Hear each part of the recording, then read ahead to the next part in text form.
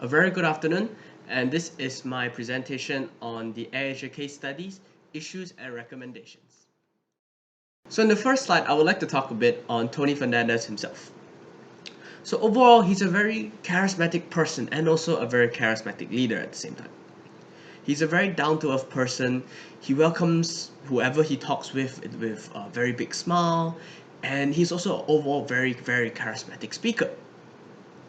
These three leadership traits that he uses and made AirAsia as big as it is today is things that define him. So he developed this trait of walk the talk, where every once in a while he would just go and walk and talk with his employees. And by his surprise, he every time he does this, he actually finds something new that he can use or and do to improve the company. And he's a very employees oriented person in a sense of he values his employees a lot, and he goes by the saying of employees always come first and customers will come second.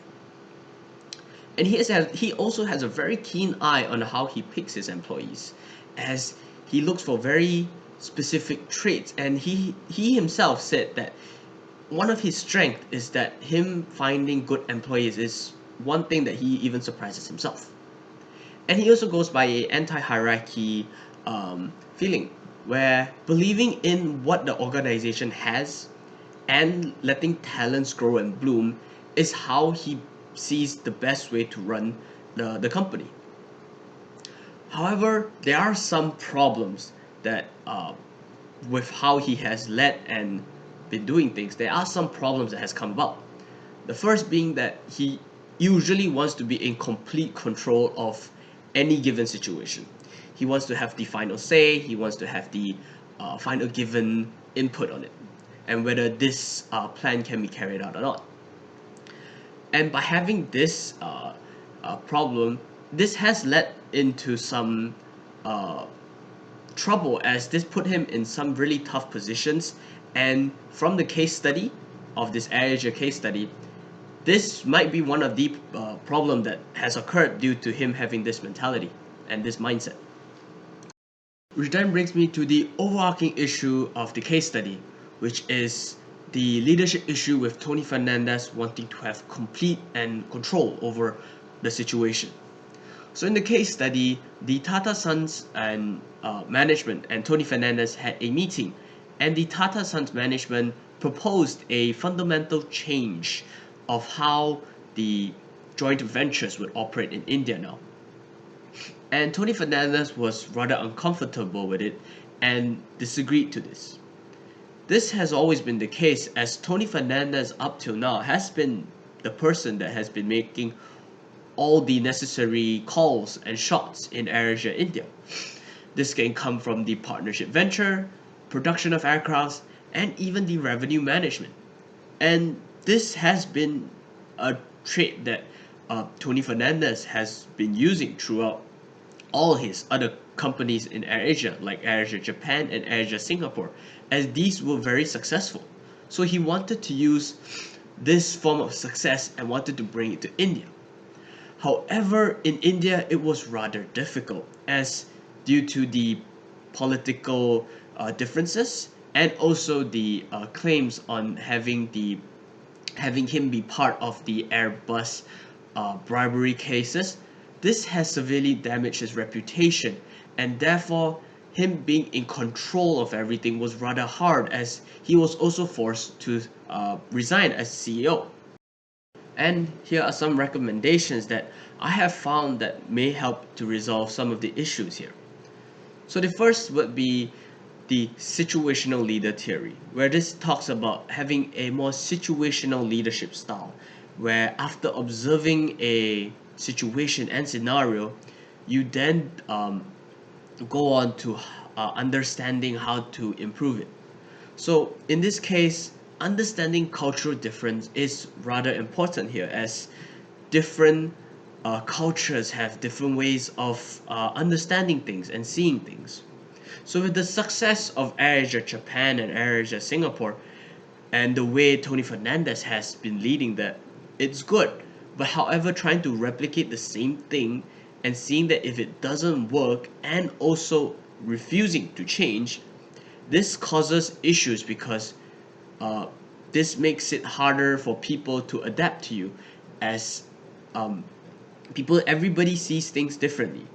And the another thing I would see is trust, and this seems to be rather difficult, as Tony Fernandez wants to have complete control, and if one person has complete control and everyone is supposed to follow without understanding that trust between each other, this would also never happen.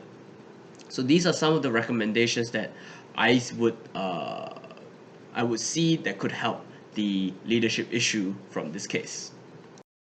An issue that I looked at is the cultural and strategy issues. So I put these two together because I found a lot of similar issues based on the strategy of how sales is being used due to culture. So one of the cultural issues by itself is the political environment, as people see Tony Fernandez in India really different from other countries. In India, people looked at him as someone that has done some form of bribery and has done something bad, while others in other countries have looked up to him as a celebrity, as a role model. And some of the strategy issues that I'll be covering in the next few slides is the having centralized controls over sales and even airports availability. The overall organization structure of the AirAsia team in Malaysia is more of a flat structure, where there is very few levels of authority and management in the company. And the culture side of the AirAsia team is that there aren't many boundaries between workers and executives, as they see each other eye to eye, and if there's anything that is needed or questions they needed to ask or information, they are free to ask quite freely. An example of this would be Tony Fernandez's desk setup in his company is the same as everyone else's in the company. His desk and cubicle is the same as everyone, and the only luxury item he has in his cell is a large wall for him to hang all his caps, and that's all he has. And this shows the culture of seeing each other eye to eye and respecting each other really shows here. The motivating factors that AirAsia as a team uses to motivate their employees and everyone is the two-factor theory, which is a combination of a Heisenberg hygiene and motivational factors. So in this case, they use the concept of making sure that the employees own the work that was given to them, in the sense of giving them the responsibility and letting them achieve completing the work by themselves, giving them that drive to uh, do what was assigned to them by themselves. By doing so, this pushes people out of their comfort zone and making them reach for something that they may not have known that they can do. This is one of the goals that they aim to do for their employees, is to push their employees out of their comfort zone and to let them know of their own capabilities, as Tony Fernandez has said that in his recruitment of people in his team in the company, has very good talent, and he believes and wants to grow and blossom these talents. So the sales in AirAsia in Malaysia is done primarily online, where 85% of the tickets are sold online, and also that the tickets are usually at low prices, have charges for the seats or baggages, and um, they also fly from lower cost terminals. And the overall vision and mission has been the same, from the vision being One AirAsia, and also the mission of being the largest low-cost airline in Asia. On the other hand, there is AirAsia India. And here I would first like to talk about why I'm looking at this part of it as the issue for the cultural and strategy issue. The reason is because I took this point of view as a business strategy issue due to a cultural difference. So as you can see, the sales in Malaysia was done online with websites and internet. However, in AirAsia India, it's rather different, as 75% of the time it's sold offline through agents, and from that the agents get commission. So this takes a rather different approach, because this means that people are actually involved, and people actually have to find a reason to make this sale work, and then from that they can earn a living.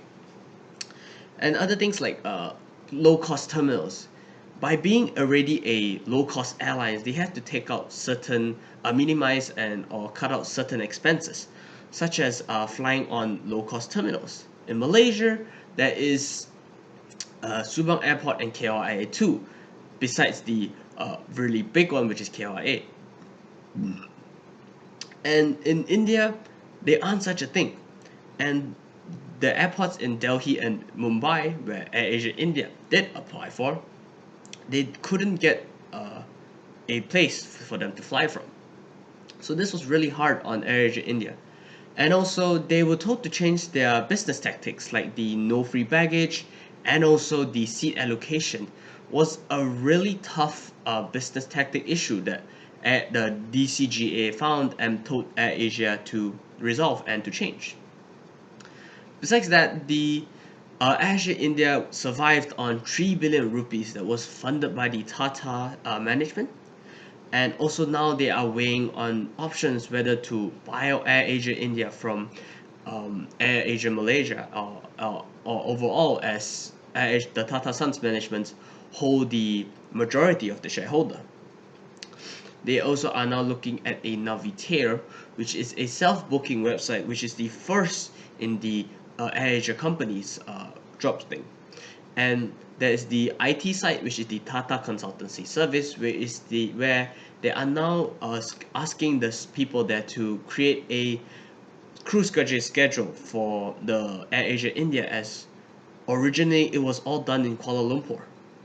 And lastly, the mission and vision of AirAsia India would eventually break away from Tony Fernandez's original mission and vision, as due to pandemic and other issues, the recovery for AirAsia India has been slowed down even more, and it is said that after when they are able to do the changes and all, that it would actually break away from the Tony Fernandez original mission.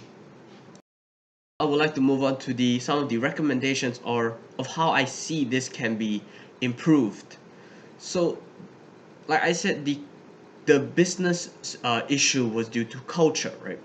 So by understanding different cultures, as the Malaysian culture or the Japanese culture or an Indian culture, it's all rather different. Yes, the culture in Malaysia, and they use the same style of concept to do it in other AirAsia branches, worked. However, in India, it was really different. It's because of the overall political dispensation of India.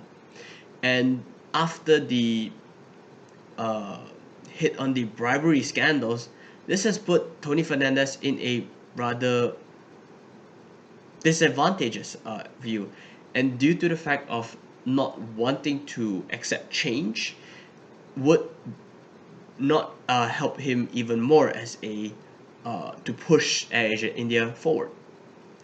For the sales view, I would like to incorporate some form of expectancy theory here, as since people are being involved and people are actually required to sell the ticket to someone and to advise the person, this is rather tough as well, because yeah, they have to sell it based on what knowledge they have, and this can be tough. And to include expectancy theory as a form of commissions to help improve and motivate people to continue to sell tickets so they can gain commission is something that would like to be more utilized, as only 75%, and as if this is their main form of selling tickets, it's gonna be hard for them as well.